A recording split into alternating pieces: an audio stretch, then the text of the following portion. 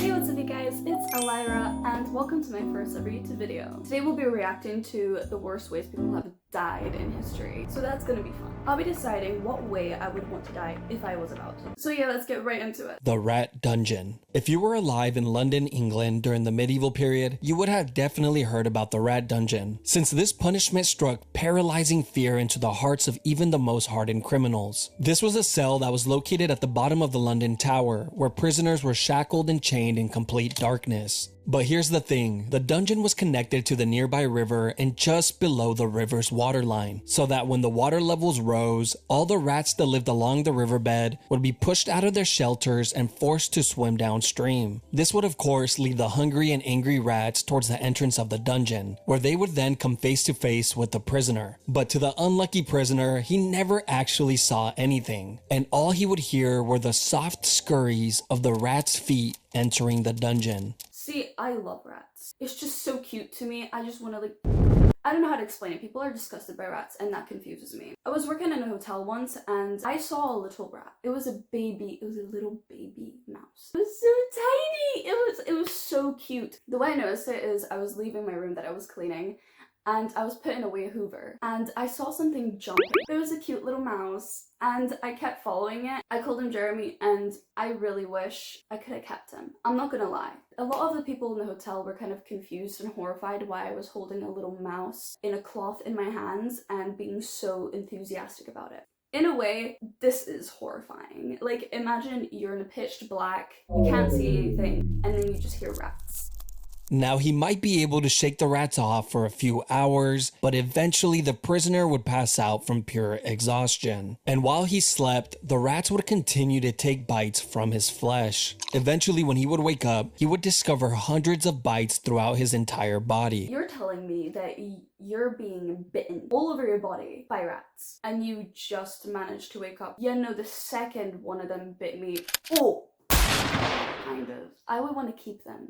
Maybe I would become a rat whisperer. I would sing them a little lullaby and then we would attack the castle together. I feel like that's quite doable. This form of punishment just got more and more deranged, eventually becoming a form of execution, where prisoners would just be thrown in the dungeon and forgotten about.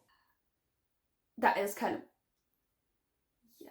See, in a way, that's horrifying, in a way, like you're getting eaten by rats. However, I can't remember where it was from, but I'm pretty sure it was a show. They would put a rat on your stomach and then a cage on top of it, and they would hold a torch around it, and that would make the rat scared for obvious reasons and uncomfortable, and the only way it would be able to leave is through you. That's more horrifying to me. This was yet another punishment that took place in the London Tower. The rack was a torture device that was used in many places throughout history. This form of punishment was originally designed for getting a confession, usually from criminals, slaves, or prisoners of war. The device looked like a large ladder, but instead of secure steps, they would actually rotate like a rolling pin. You see, when a prisoner was placed on the rack, he would have his feet and wrists tied to a ratchet pulley system, where two legal officials would slowly tighten the ropes and locking them in place, placing an increasing amount of strain on the prisoner's shoulders, hips, knees, and elbows with every single turn. This was all done to get information, but of course, a lot of the times the truth was not accepted as reality, and the prisoner would then begin to say whatever he believed the officials wanted to hear. I'm sorry, that's so annoying. That is so annoying on so many levels. In a way, I kind of understand why they kept going. Back then,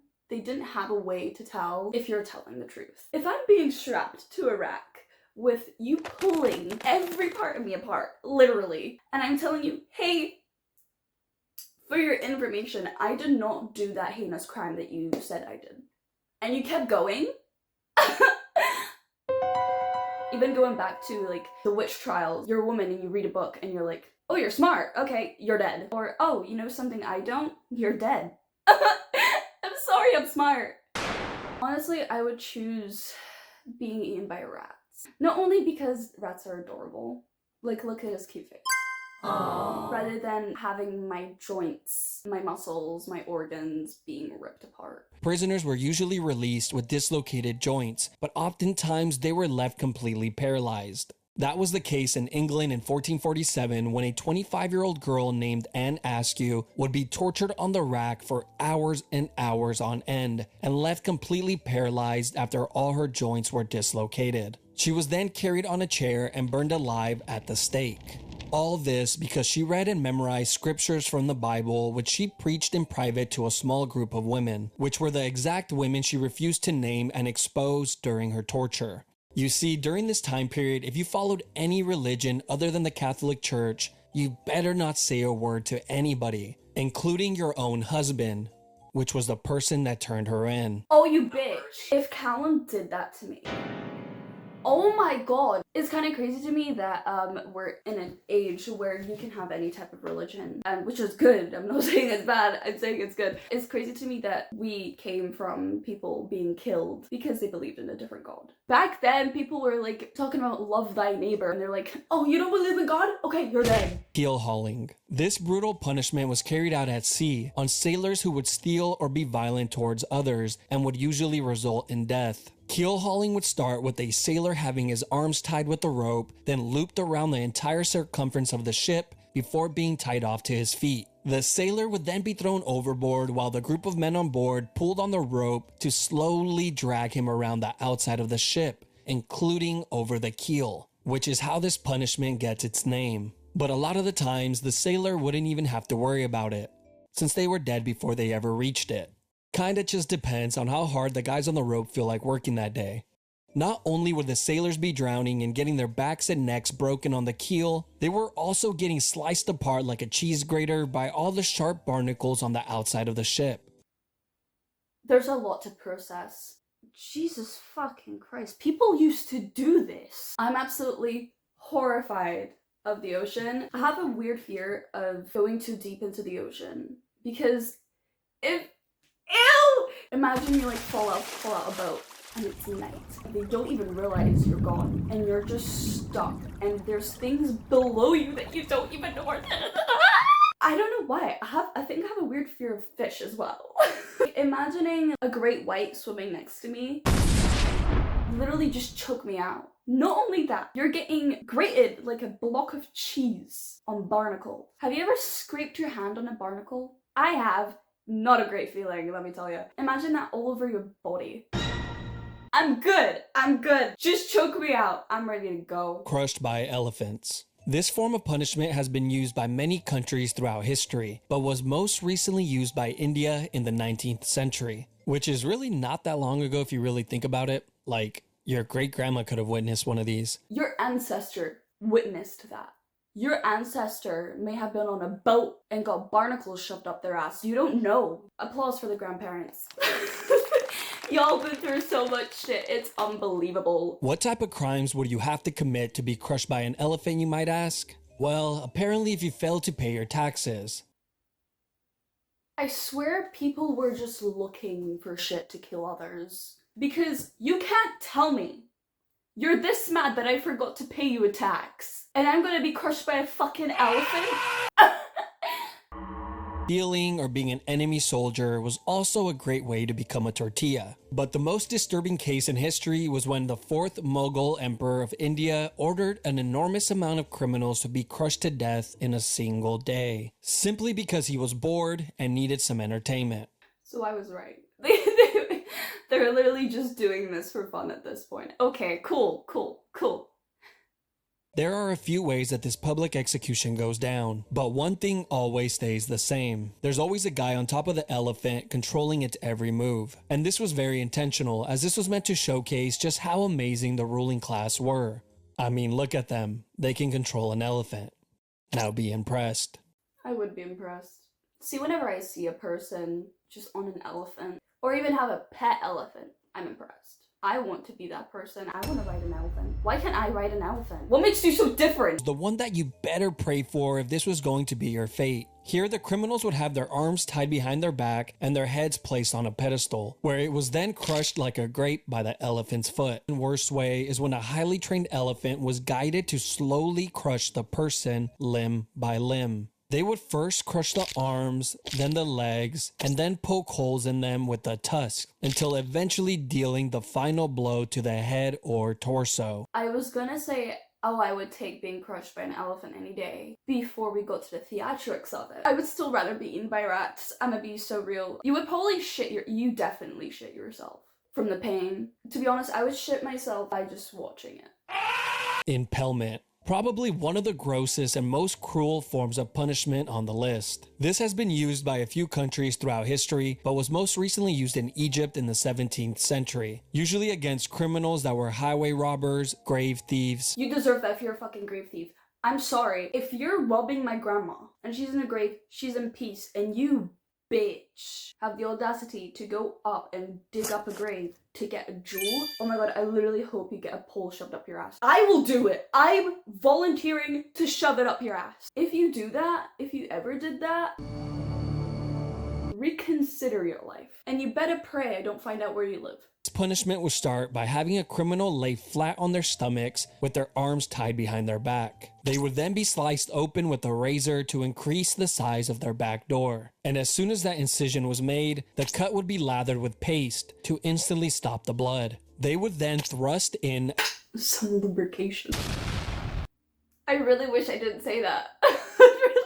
a long wooden stake that was the width of a man's arm, which was sharply tapered on one end. They then begin to hit the wooden stake with the mallet, pushing it further and further in. And of course, the stake was greased up beforehand to make this process a lot smoother. And once the stake has popped out of the criminal's shoulder, head, or mouth, they were pretty much long gone. He is then planted next to a busy road, like a Halloween decoration, to remind everyone that this is what happens when you break the law. Wait, there's another version of this as well. You see, on some occasions, the criminals would only be impaled just deep enough to keep them in place, but not too deep that it would cause immediate death. They would do this by having stakes that had a seated position on them to prevent the person from sliding down any further. I'm highly certain they also did that to women, primarily women, because of infidelity. Like, if a woman cheated on a man and someone found out about it, they would do that to the woman as a punishment for cheating on their husbands. I would still rather get eaten by rats. Poena culae. Poena culae is Latin for penalty of the sack. This was an exclusive punishment for anyone that would murder their own family members. This was first seen in the 2nd century in Rome, but would later be used by the Germans in the 18th century. This all begins with a convicted murderer being placed inside a thick leather bag. But just to make sure the man isn't lonely, they would then add a dog, a rooster, a viper, and a monkey. Once all the animals are added inside the bag, it is then sewn shut. Now you would think this would be horrible enough, but no. This is just the beginning, because as soon as the bag is sewn shut, it is then tossed into the ocean. But don't worry, later on, these murderers would be given the option to either be placed inside the leather bag or be sent to perform at the Colosseum, where they can perform the act of being mauled to death in front of all of their loved ones and peers. See, that's... First of all, I feel so bad for the animals that are just being tossed into the river for no apparent reason. Because some lowlife decided to kill one of their family members, they decided, yes, that dog's gonna join you in your death. That makes so much sense! Second of all, would I rather be mauled by a bear in a stadium, or would I be shoved in a sack with multiple animals and then thrown down a cliff into the water where I would drown with them? In a way, I would rather be mauled by a bear. As horrifying as that sounds, because then that poor puppy doesn't have to deal with the thing that I did. But imagining a bear hovering over me going, slicing me in half, it's a bit jarring. Throw me in a sack. Rats. This is one of the most sick punishments in all of human history, and it involves the use of rats. A Dutch leader named Diederik Sonoy would often use this method of punishment, which involved placing a rat inside of a clay bowl, then placing it topside down on a prisoner's stomach, chest, face, or groin. We talked about this. We literally talked about this. Then the back of the bowl would be heated with either a torch or some coals, causing the rat to go into a full-on panic, trying to escape from the heat. And its only way out was to burrow into the human. Once inside, it would continue to chew and tear apart whatever was in its way, desperately searching for a way out. Eventually, the rat finds its way out of the maze and survives. The same could not be said for the prisoner. But the second method was much, much worse. and was highly secretive since it was used under the guidance of the dictator Augusto Pinochet, where he held power from 1976 through 1983. That is so recent. The rectoscope. I feel like I know where this is going. They called it the rectoscope. Thanks to my nursing degree. I feel like I know where this is going. Yeah, I used to be a nurse in college. Don't take me too seriously. Yes, it's exactly what you think. They would place a tube on a prisoner's back door, then insert a rat inside of the tube. The rat would then begin to burrow its way in. These people were so sick that they actually expected the prisoners to answer questions while this was going on. Let me think. If you shoved up a pole up my ass, and then a rat, logically speaking, I don't think I would be able to tell you what you want me to say, because there's a rat up my... Eventually, the rat would find its way in and begin to move forward to find its way out. Gibbeting. Let's talk about England, since they love this form of punishment so much. In England, this was used on traitors, murderers, pirates, and thieves. The most common form of gibbeting were actually cages, and they looked like this. It was an all-steel cage that was shaped tightly to the form of a human body, which was so tight that it would not allow the person inside to move. They were then hung 30 feet or more off the floor, usually on a public road or waterhole, to ensure that the most amount of people could witness this monstrosity. But I can only assume this was more annoying than anything, since every time you get thirsty and needed to fill up your container of water, you would have to deal with the dying man begging you for a sip. As a citizen back then, I'm highly certain if you tried to help them, you would also be convicted of a heinous crime for helping a criminal. In a way, I do agree it would be fucking annoying. Imagine you mind your own business and there's this very starved and thirsty man hanging like way up in the sky screaming, "Hey! He's a sip!" I would also feel bad because like, A, I wouldn't be able to like hand you it.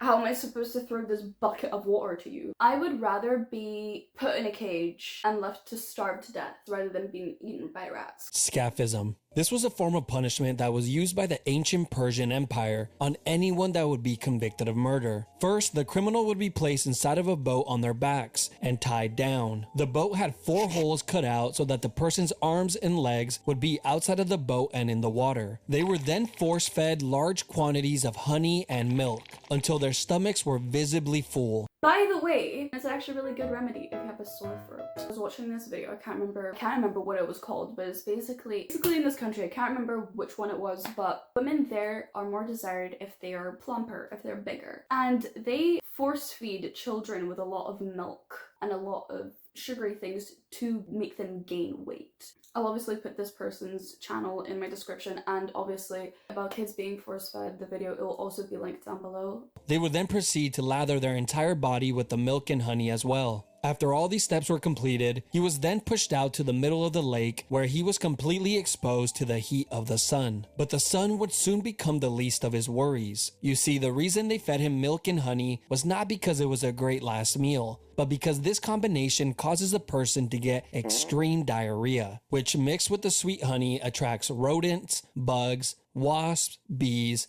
flies, and whatever other animals live near the lake. It was also well documented that the rodents would continuously attempt to burrow inside of the person through their back door. Anything that has got to do with things going up your butt, I would take the bear any day. The oubliette. Oubliette simply means to forget in French. This was a punishment that was used in many places throughout history, including in the London Tower. What the fuck? Why is the majority of this coming from England? Which had a small and confined room called Little Ease. Not only was this room pitch black, it was also so small that prisoners could not sit, stand, or lay down while inside it, and they would be left in this uncomfortable position for days on end. I would go insane. See, I'm a person, whenever I need to lay down, I take up the whole bed. Well, I try to, but my boyfriend usually takes up most of the bed, so I take him. So I have more space. One of the most famous oubliettes is not the one in the London Tower, but in the neighboring district of Warwick, inside of Warwick Castle. There, deep underground in the castle's dungeons is a very small and narrow cell, completely made of stone, which has a metal door to close it shut. Prisoners were tossed inside of the cell and forgotten about, as the name implies. The prisoner would just have to sit there and wait for their inevitable death, which usually came in a few days from dehydration or starvation. There's been many stories of men who have been placed inside one of these dungeons and kept alive for years and years on end, surviving off crumbs of food and minimal amounts of water, prolonging their inevitable demise for as long as humanly possible. Honestly, I would rather be shoved down an oubliette rather than being stripped up into the sky, because I have a fear of heights. If you think about it, you are thrown down there to be forgotten. So no matter what, you are dying in there. You're gone. There's no coming back from this. My question is, would you rather just accept your fate and let yourself die? Or would you obviously be looking for food and for water? Honestly, I would just rather die. However, if you think about it, if there are crumbs of food and water and you are starving and you're dehydrated, your body wants to live. So it will look for anything to survive, even though you know that there's absolutely no escaping it. These cells were sometimes even placed on ground level so they can hear the voices and laughter of the people outside. Imagine you're walking by an oubliette and the bitch or the guy, the dickhead that left you is in the oubliette. And you're just walking about with your new boyfriend, and you walk up to the oubliette and you're like, I heard you're in there. I have my new boyfriend with me. And then your boyfriend starts talking like, I love you so much, baby. Watch him go insane. Watch him go absolutely fucking mental, scratching at the fucking walls, trying to burrow himself through the fucking wall to kill you. The dream. But yeah, thank you so much for watching, guys. This is my very first YouTube video, and I'm so thankful that you watched all the way through. Of course, subscribe to the channel and give it a little like and a little comment of what you would like for me to react to. I would absolutely love to hear what you guys have in store for me. This channel will be linked down in my description, and have a good day, baby. I love you.